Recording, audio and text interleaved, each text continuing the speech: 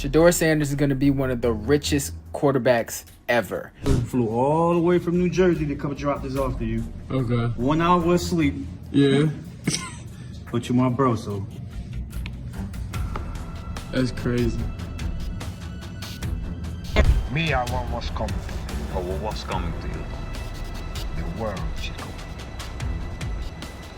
And everything in it. Word is, Shedeur Sanders just locked in a $50 million deal, one the NFL reportedly didn't approve, can't touch, and has zero legal power to stop.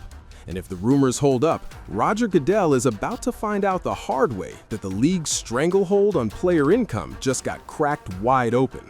But before we get into what's being reported as an emergency owner meeting, where Jerry Jones allegedly tried to ban these types of deals for good, you need to hear about the loopholes Shedeur supposedly exploited first. Because if this is real, it's flat out brilliant, and it backs up everything people have been saying the NFL's been scared of for years.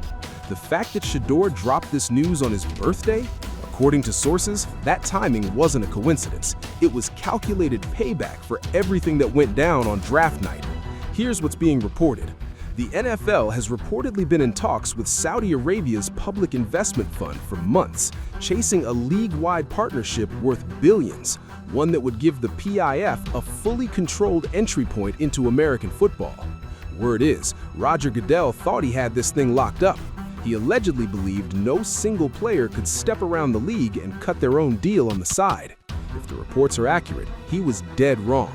Because while the NFL was stuck in red tape and playing political chess, Shedeur Sanders' team apparently spotted something buried inside his rookie contract that nobody else caught, what's being called a prime equity clause, one that supposedly lets players lock in international brand ambassador deals completely separate from any league partnership.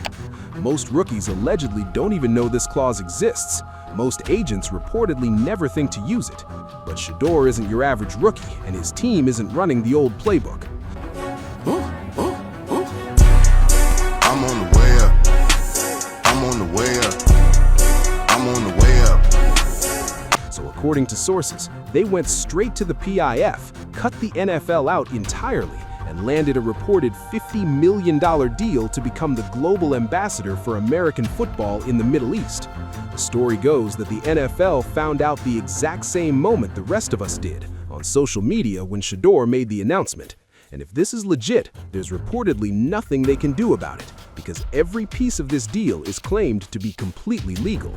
That's why owners are reportedly losing their minds right now. That's why there's talk of an emergency conference call happening this morning, because if Shedeur can pull this off, every star player in the league could pull this off.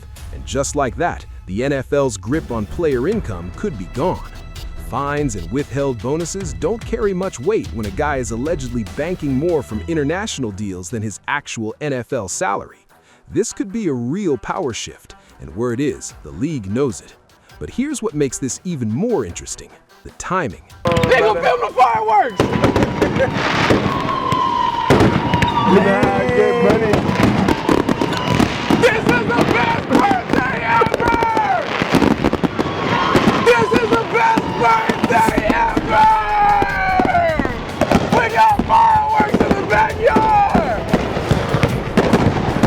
Shedeur announced this deal on his birthday, the same birthday where he threw a private party in Canton, Texas, reportedly with VIP-only access. You really think that's a coincidence? Some people are saying this wasn't just a celebration. According to speculation, this was strategy. This was Shedeur sending a crystal-clear message to everyone who doubted him during the draft. You tried to humble me. You made me wait. You questioned my worth. And while you were playing games, I was building an empire you can't even touch. And if the reports are true, that empire is exactly what's keeping NFL executives up at night right now. Sources say Shedeur Sanders walked into this league already making more money than half the veterans on his own roster. Nike endorsement? Check. Gatorade deal? Check. An NIL portfolio that was reportedly printing millions before he ever took a professional snap? Check. The old school power structure says rookies are supposed to show up broke and hungry. They're supposed to need the NFL. They're supposed to be grateful for whatever contract lands in front of them. Word is, Shedeur rolled up to the facility in an F8 Ferrari, Not the standard 488 you see in every rap video, the F8, the upgraded model most people don't even know exists. According to some, that's a statement right there. That's Shedeur telling the entire organization, I'm not here because I need a paycheck. I'm here because I want to win. And if that's true, it changes everything. How contract negotiations work, how much leverage a team actually has, how far they can go trying to control a player. You can't threaten a guy with contract disputes when he's already financially set for life. You can't use fines as punishment when someone's pulling in more from endorsements than their salary.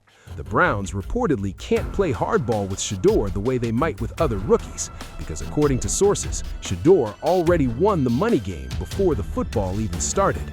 And this reported $50 million PIF deal, that just hammers the point home. Word is, Shedeur Sanders doesn't play by normal rules. He doesn't fit in the box the NFL tries to put every player in.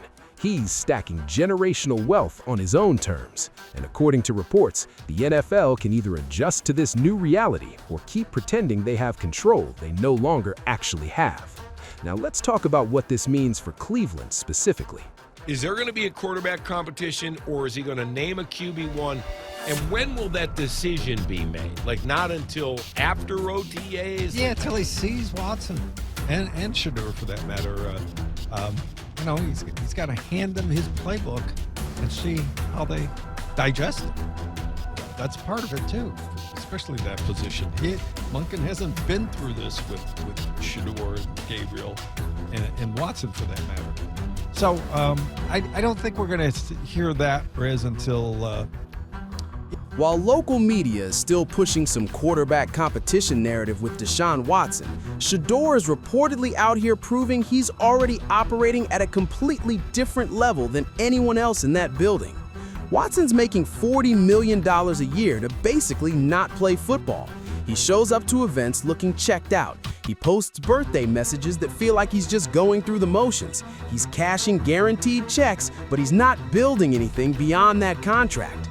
According to reports, Shedeur just locked in $50 million from a single international deal. He's building a brand that'll outlive his playing days. He's creating opportunities that have nothing to do with whether Andrew Berry likes him or Todd Monken decides to start him. That's the gap between someone who needs the NFL and someone who understands the NFL is just one piece of a much bigger picture. And Browns fans should probably be fired up about this, because if your quarterback doesn't need the organization's money, he can lock in purely on winning. He's not stressing over contract talks. He's not holding out for more cash. He's reportedly already set for life. All that's left is proving he's the best football player in the building. And based on everything we've seen so far, that's allegedly the easy part for Shedeur. But the real story here reportedly isn't just the money. It's what this claimed $50 million deal represents for the future of the NFL. For decades, the league has run on one core idea. They control access to real wealth. You want generational money? You play in the NFL. You play by their rules. You take whatever contract structure they hand you. That system worked when players had nowhere else to turn, when endorsement money was limited and international markets were untapped. But NIL changed everything. It gave college athletes the power to build brands before going pro. It created an entire generation of players who walked into the NFL already financially stable. Now, international money is the next wave. Oil-rich countries in the Middle East want American sports. They've got unlimited cash, and they reportedly don't care at all about NFL approval. So when the PIF offers Shedeur $50 million to be their ambassador, they're not calling Roger Goodell for a green light. They're going straight to the player, and the player supposedly has every legal right to say yes. That's what has owners in full panic mode right now. That's why Jerry Jones is reportedly pushing hard to close this loophole, because once players realize they can make NFL-level money outside the NFL, the league's leverage disappears completely. And Shedeur allegedly just proved it can be done. He's the first domino, the first player to reportedly take advantage of this new landscape. But word is, he won't be the last. Sources say every star player in the league is watching this right now. Every agent is allegedly breaking down how Shedeur's team made it happen. And you better believe future rookies are going to demand the same kind of clauses in their contracts. According to reports, the NFL tried to send Shedeur a message by letting him slide all the way to the 5th round. They allegedly wanted to show the league that character concerns matter, that you can't coast on talent, that the league will put you in your place if you don't fall in line. But that message reportedly blew up completely in their faces, because instead of humbling Shedeur, it supposedly lit a fire under him to prove he doesn't need their stamp of approval. He doesn't need a high draft slot. He doesn't need the NFL to validate him. He just needs his team to find the right legal angles and lock down the right business connections. Everything else is noise. Here's the part that's reportedly eating at Roger Goodell the most.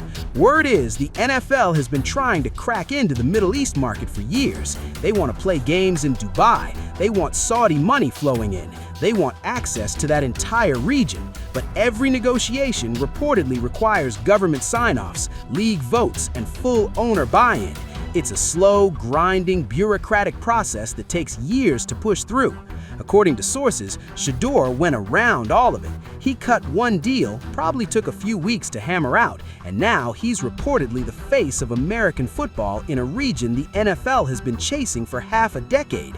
If that's true, that's flat out embarrassing for the league. That's a rookie showing up the entire NFL front office, and it proves something that should terrify every owner. Individual players are now reportedly faster and more valuable than the league's entire corporate machine. Players can move quicker, close deals faster, and build relationships the league has zero control over. And in a global economy where speed is everything, that kind of agility is reportedly the whole game. The emergency owner meeting this morning, according to reports, that was pure damage control.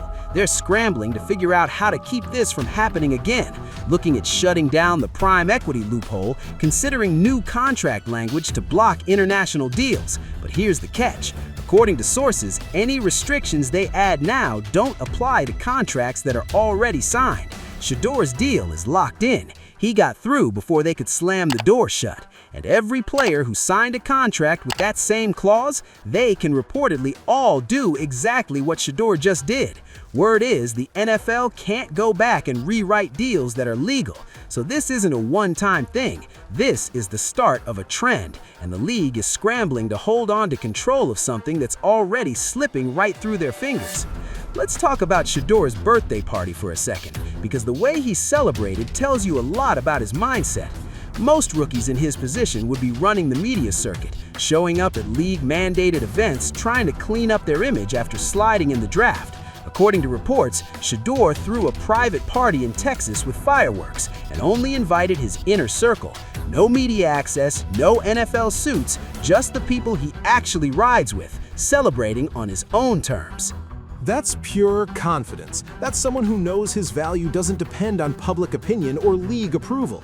He reportedly doesn't need ESPN covering his birthday to prove he matters. He's got his own platform, his own YouTube channel, a direct line to millions of fans. Why would he need old-school media validation?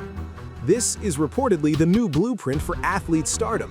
You don't go through gatekeepers. You don't wait for permission. You build your own lane and control your own story.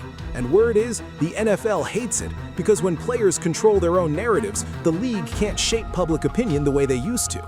They can't punish guys by freezing them out of media opportunities. They can't use reporters to plant negative stories. Shedeur's birthday party was reportedly another middle finger to the system, another reminder that he doesn't need what they're selling. And the claimed $50 million PIF deal announced that same day, that was the exclamation point, the proof that his way actually works.